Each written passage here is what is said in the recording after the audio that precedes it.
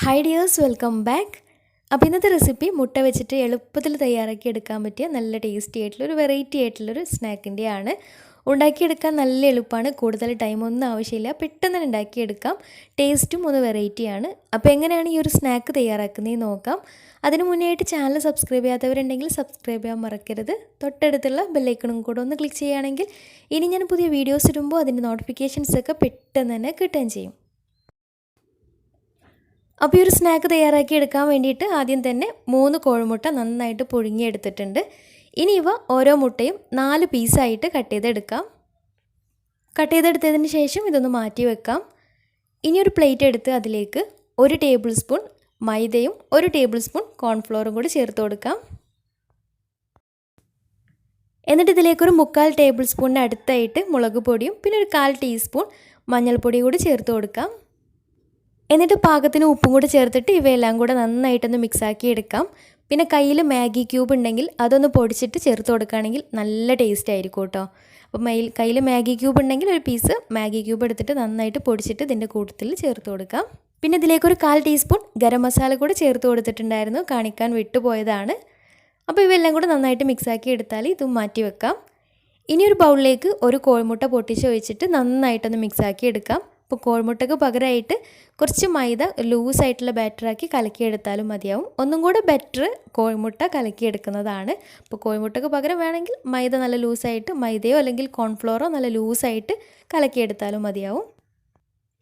ഇനി കട്ട് ചെയ്ത് വെച്ചിട്ടുള്ള മുട്ടയുടെ ഓരോ പീസായിട്ട് ഇതുപോലെ നേരത്തെ റെഡിയാക്കി വെച്ചിട്ടുള്ള ഈ ഒരു പൗഡറിൽ ഇതുപോലെ ഒന്ന് മുക്കിയിട്ട് എല്ലാ ഭാഗവും ഒന്ന് കവർ ചെയ്തിട്ട് ഇനി കലക്കി വെച്ചിട്ടുള്ള മുട്ടയുടെ ബാറ്ററിലേക്ക് സ്പൂൺ വെച്ചിട്ട് ഇതുപോലെ ആക്കി കൊടുത്താൽ മതി കേട്ടോ. മുട്ടയുടെ ബാറ്ററിൽ ഇട്ട് കൊടുക്കുന്ന സമയത്ത് അല്ലെങ്കിൽ കൈമേലോ ഒന്നാകെ ഒട്ടിപ്പിടിക്കാനുള്ള സാധ്യതയുണ്ട്.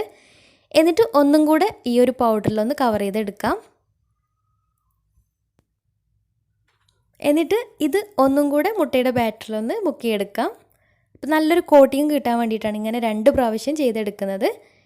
ഇനി ഇത് 2 പ്രാവശ്യം മുട്ടയുടെ ബാറ്ററിൽ മുക്കിയെടുത്ത് കഴിഞ്ഞാൽ ഇനി ഇതിനൊരു കവറിങ് കൊടുക്കുന്നത് ഓട്സ് വെച്ചിട്ടാണ്.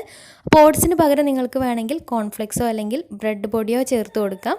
അപ്പം ഓട്സോ അല്ലെങ്കിൽ കോൺഫ്ലെക്സോ ആകുമ്പോൾ കുറച്ചും കൂടി നല്ല മൊരിച്ചിലുണ്ടാവും. ബ്രെഡ് പൊടി ആയാലും കുഴപ്പമൊന്നുമില്ല, ഏത് വേണമെങ്കിലും ചേർത്ത് കൊടുക്കാം. ഓട്സ് ആകുമ്പോൾ കുറച്ചും കൂടെ കാണാൻ ഭംഗിയുണ്ടാവും, കോൺഫ്ലെക്സ് ആയാലും ഒന്നും കൂടെ കാണാൻ ഭംഗിയുണ്ടാവും. അപ്പോൾ ഇതുപോലെ ബാക്കിയുള്ളതും ചെയ്തെടുക്കാം.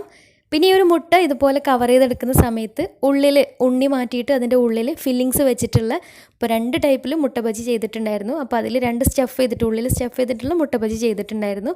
ആ ഒരു രീതിയിൽ ഉള്ളിൽ ഫില്ല് ചെയ്തിട്ടുള്ള മസാല വെച്ചിട്ടാണ് ഇതുപോലെ കവർ ചെയ്തെടുക്കുന്നതെങ്കിൽ ഒന്നും കൂടി നല്ല ടേസ്റ്റി ആയിരിക്കും കേട്ടോ. ആ ഉള്ളിൽ നല്ല സ്പൈസി ആയിട്ടും പുറം ഭാഗം ഇങ്ങനെ ക്രിസ്പി ആയിട്ടുണ്ടാകുമ്പോൾ ഒന്നും കൂടെ നല്ല ടേസ്റ്റി ആയിരിക്കും. അപ്പോൾ അങ്ങനെ ചെയ്യുകയാണെങ്കിൽ ഒന്നും കൂടെ നന്നായിരിക്കും.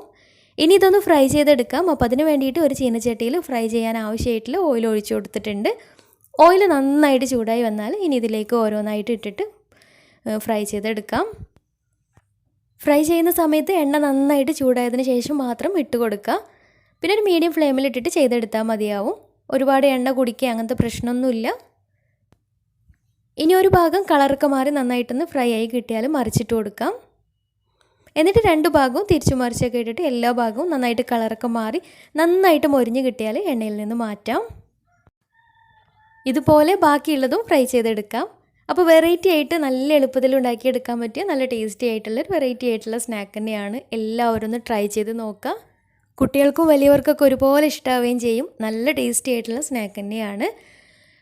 അപ്പോൾ എല്ലാവരും ഒന്ന് ട്രൈ ചെയ്ത് നോക്കുക. എന്നിട്ട് നിങ്ങളുടെ ഫീഡ്ബാക്ക്സ് താഴെ കമൻറ്റ് ബോക്സിൽ അറിയിക്കാൻ മറക്കരുത്. അപ്പോൾ ഈ ഒരു വീഡിയോ ഇഷ്ടമായെന്ന് വിചാരിക്കുന്നു.